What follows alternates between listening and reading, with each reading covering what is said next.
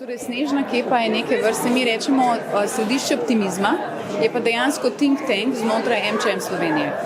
Snežna kepa to je Snežna kepa 2.0, prejšnja se je ukvarjala z drugimi tematikami, enako relevantnimi za Slovenijo, tukaj se pa zadnji 2 leti ukvarjamo torej s prototipom države, ki najbolje podpira talente. Torej, začeli smo se ukvarjati s to tematiko, ker je tudi MČM vezan na platformo Young Potential, torej identificirali smo ogromno posameznikov, ki imajo nesporen talent, ne? In so Slovenci. Torej, genski pool pri nas je neverjeten in obstaja. In prvo leto smo se ukvarjali z definicijo, kaj talenti pričakujejo, kdo dejansko sploh so.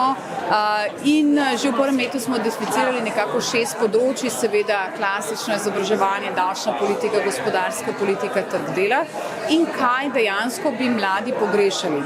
Seveda to morajo biti tudi realistične ideje skupaj z osebnim angažmajem teh mladih, o katerih govorimo. No, v drugem letu smo pa dejansko imeli, če želite, motrenje, hekatone na vsako posamezno tematiko.